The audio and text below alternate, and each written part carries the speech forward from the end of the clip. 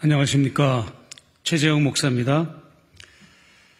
저는 디올백 명품 수수 사건, 그리고 설 연휴 중에 윤석열 대통령이 KBS와 대담한 거에 대한 저의 입장을 말씀드릴 것입니다. 그리고 이 자리에서 보수 기독교 단체 목회자들이 성명서와 입장문을 통해서 저를 공격하고 사실관계 확인을 하지 않은 채 정권에 아부하는 그 성명 규탄서를 제가 저의 입장을 또 발표하는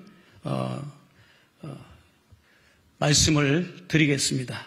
그리고 마지막으로 무속인 천공이 국정농단을 하는 그 내용을 지난 설 연휴 때 저희 서울의 소리가 커튼 뒤에 천공의 성이라고 하는 제목으로 30분짜리 영상물이 방영이 됐는데 국민들이 너무나도 큰 충격을 받으셨습니다.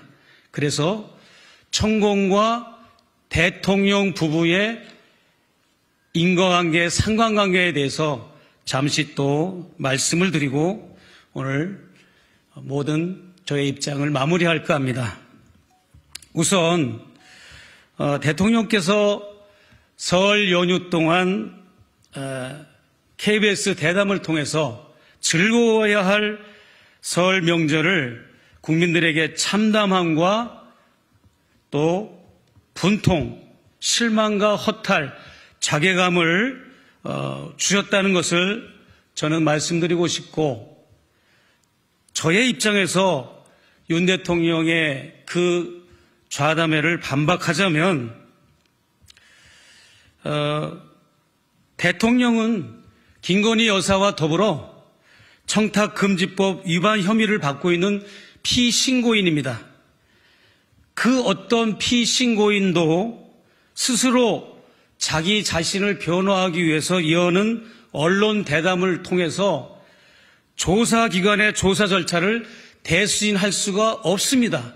그럼에도 불구하고 본인이 마치 타자화하고 제3자처럼 이 사건을 다루는 것도 너무 어이가 없고, 저에 대한 그런 사실관계 확인이 되지 않은 그러한 궤변과 합리화를 한 것을 볼 때 저는 정직하지 못한 대통령이다, 지혜롭지 못한 대통령이다 라고 하는 것을 결론을 내렸습니다.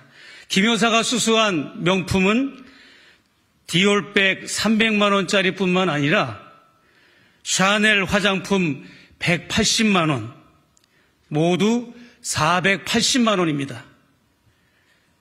김영란법에 의하면 고위공직자 배우자가 청탁이 됐든 대가성이 아니든 100만 원 이상, 매 회계연도 연간 300만 원 이상의 금품을 수수했을 경우 배우자인 공직자는 반드시 감사원, 권익위, 감독기관, 수사기관 등을 통해서 신고하게 되어 있습니다.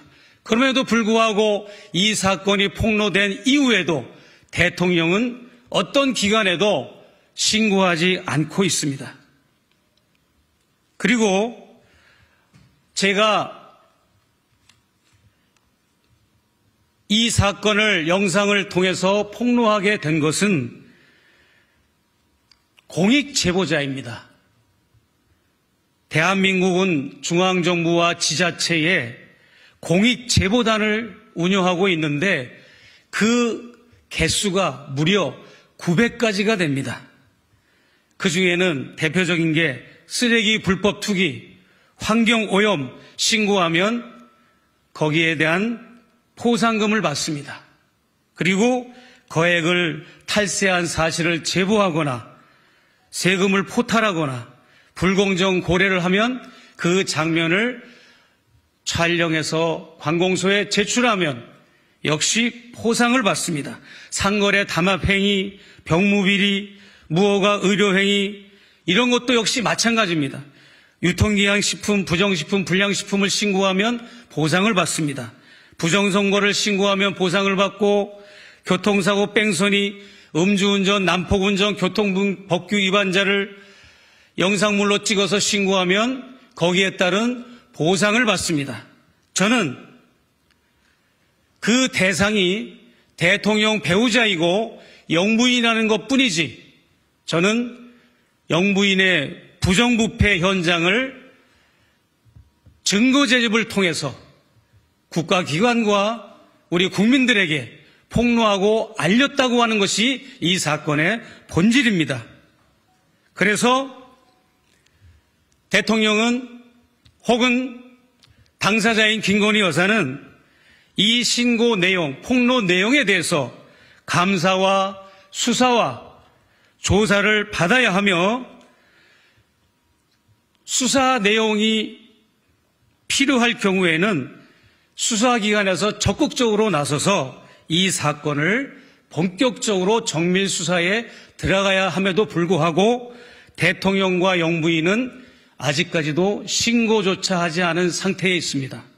이것이 과연 정상적인 국정운영, 정상적인 민주사회에서 이 시스템이 작동되고 있다라고 보아지십니까? 특별히 많은 극우 세력들이나 국힘당, 대통령실 측에서는 저의 이런 공익 제보를 두고 공작 정치니, 몰카 공작이니, 이런 용어로 저를 비하하고 있는데, 그럼 만약에 제가 몰카 공작을 했다고 칩시다. 그러면 제가 접견을 마치고 나올 때 다음 대기자들이 양 손에 명품 백을 들고, 명품 그 쇼핑 가방을 들고 유명한 백화점의 선물들을 사서 제 다음으로 접견하러 들어가는 것에 대해서는 대통령님 어떻게 말씀하시고 해명하실 것입니까? 국힘당 관계자 여러분, 어떻게 그 사실을 해명하실 겁니까? 그것도 제가 동원한 겁니까? 그것도 제가 공작을 꾸민 겁니까? 아니지 않습니까? 그리고 더욱 기가 막힌 것은 11월 7일 날 한남동 관저가 리모델링 공사가 끝나서 대통령께서 첫 출근을 하셨습니다.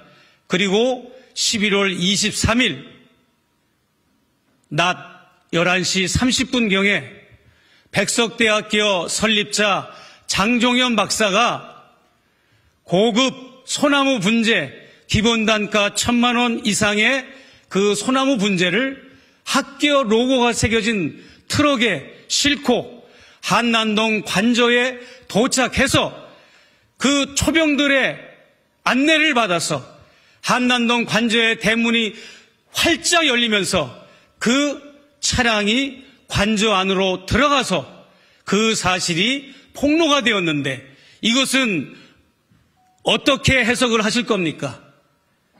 저는 디올백 수수 사건을 기점으로 해서 그 이후에도 김건희 여사와 윤석열 대통령은 분명히 부부가 모두 인지하고 있었습니다. 왜?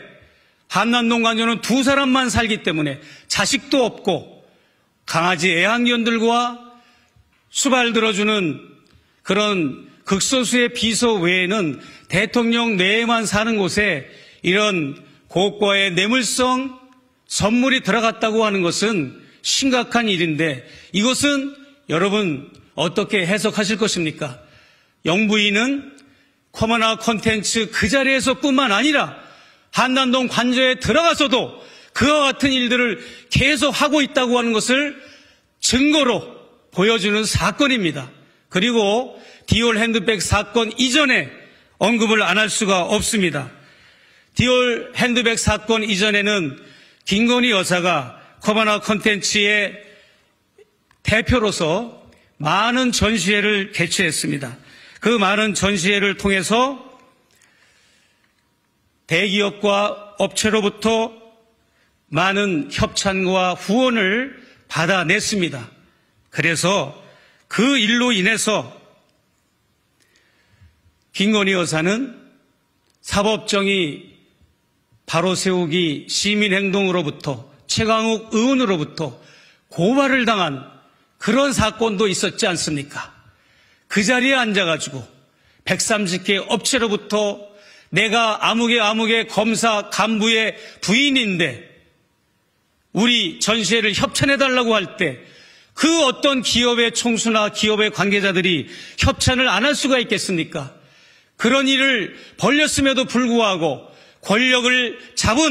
검찰 권력을 잡은 그런 당사자이기 때문에 어떤 수사기관도 그 사실을 파헤치지 못하고 은폐되고 덮어지고 넘어갔는데, 과거는 그렇다고 쳐도 대통령에 당선돼서 취임을 했다면 그러한 나쁜 행동들, 그러한 불법을 근절을 해야 함에도 불구하고 저를 비롯해서 제 다음 적견자들에게 그 명품과 많은 선물들을 병원처럼 은행처럼 대기자들을 세워놓고 그런 선물을 받는 것이 과연 정상적인 대통령과 정상적인 영부인이라고 할 수 있습니까? 그리고 관저로 이사 가서도 그와 같은 행동을 했다고 하는 것은 지탄을 받고 특검을 받아도 마땅한 범죄 행위인 것을 저는 고발한 것입니다.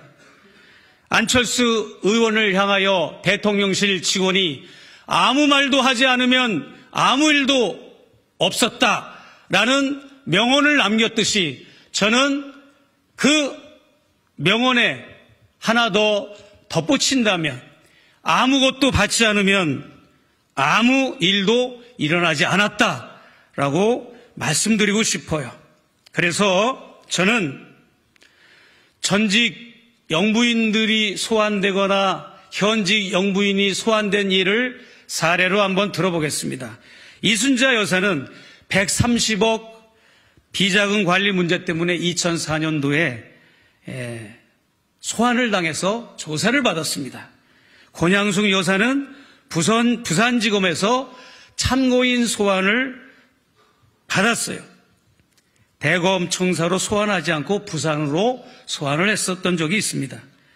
김윤옥 여사, 이명박 대통령의 영부인 김윤옥 여사는 2012년도 내곡동 사조부지 매입 관련해서 특검에서 서면 조사를 받았습니다. 영부인이라고 해서 성역은 없습니다. 이런 엄청난 혐의가 있음에도 불구하고 아무런 언급이 없고 아무런 사과도 없고 아무런 검찰 조사에 요구를 하지 않는다면 대한민국의 모든 상권 분립의 이 시스템은 붕괴되었다고 저는 생각을 합니다. 그리고 수도권 기독교 총연합회 목회자들과 기독교 대한 하나님의 성의 목회자들, 그리고 한기총 목회자들이 여러 가지 다양한 방식으로 저를 규탄하는 성명서를 발표했는데, 제가 말씀드리고자 하는 것은 구약 성경의 예언자나 선지자들은 하나같이 그 당대의 권력가들과 자본가들과 부자들을 올바르게 인도했고, 그렇게 올바로 따라오지 않을 경우에는 질책을 하고 호통을 치고 그러한 역할을 한 것이 구약시대의 예언자와 선지자들이었고, 또 신약시대에 접어들어서 세례요한은 헤롯 임금, 권력자 헤롯 임금이 동생의 아내를 취해서 살고 있는 것을 도덕성과 윤리성을 지적해서 그는 결국은 순교를 당했습니다. 오늘날 한국교회 목회자분들, 권력에 기생하고 권력에 아부하는 교회가 목회자가 되어야 되는 것이 아니라 권력을 감시하고 자본을 감시하고 권력의 부정부패를 감시하는 역할을 한국교회가 해야 함에도 불구하고 재미교포인 제가 그런 문제 제기를 했다고 해서 갑자기 저를 이단으로 몰아가고 종북으로 몰아가고 간첩으로 몰아가는 이러한 작태는 결코 용납될 수 없는 그러한 행동임을 제가 반박을 하고 싶습니다. 마지막으로 천공이라고 하는 무속인이 우리 대한민국의 미래와 통일 한반도의 미래를 그 무속적인 본인의 종교적 판타지와 자신의 종교적 교리를 가지고 대통령 부부를 국정농단하고 대통령 부부에게 직간접적으로 크나큰 영향을 끼친 가운데 대통령 취임한 이후 지금까지 2년 가까이 정법 강의라고 하는 형식을 통해서 자신이 국정에 관여하고 국정의 오더와 미션을 줘서 지금까지 천공이 윤석열 정부의 국정에 개입한 것은 손으로 헤아릴 수 없을 정도로 수십 가지가 넘습니다. 이런 가운데 저는 천공을 3차례에 걸쳐서 4시간 동안 한 번에 4시간 동안 3차례 인터뷰를 통해서 지난 설날에 국민들에게 공개를 했습니다. 아직도 다음 2차 공개가 남아있고 본 방송이 또 남아있습니다. 심각합니다. 다른 것은 몰라도 통일은 내년 2025년 가을에 될 것이다. 그리고 통일은 국민들이 자고 일어나니까 아무도 모르고 있다가 자고 일어나면 통일이 되어 있을 것이다. 이런 위험한 국정 정책을 대통령 측에 제시함으로써 대통령은 그것을 지금 국정에 운영 중에 있습니다. 비근한 예로 이달 2025년 2월 5일 날 김용호 통일부 장관이 4대 연구원장을 불러 모아서 광화문에 있는 포시즌 호텔에서 자유북진 정책, 자유북진 통일이라고 하는 그 포럼을 열면서 북을 라디오로 심리전을 할 것이고 여러 가지로 북을 자극해서 국직전과 전면전을 불사하는 것을 암시하는 그러한 정책을 발표하는 것을 보고 저는 경악을 하였습니다. 이러므로 여러분들은 천공의 그 국정농단을 놓고 특검으로 다시 그것을 새 국회의원들이 당선되면 특검으로 다시 그것을 규명을 해야 할 것이고 또 건진법사도 특검으로 규명을 해야 할 것이고 세 번째는 김건희 여사 일가 아버지 김충식, 어머니 최은순, 오빠 김진우, 남동생 김진환 모든 이런 일가족이 얼마만큼 국정에 개입되어 있고 인사청탁, 이권 개입에 관여되어 있는 것을 특검으로 여러분이 해주셨으면 좋겠고 그리고 또 제 사건 디올 핸드백 사건도 제 디올 핸드백 사건과 그 이전에 일어났던 코바나 컨텐츠의 검사 간부 시절에 했던 그러한 많은 후원 협찬을 받았던 것 그리고 한남동 관저로 많은 선물이 들어갔던 것들 그리고 저 말고 다음 대기자들이 선물을 가지고 들어갔던 것 디올 핸드백 특검 이렇게 해서 4가지 특검이 더 추가로 쌍특검 외에 더 발효가 돼야 된다고 저는 생각을 합니다. 감사합니다.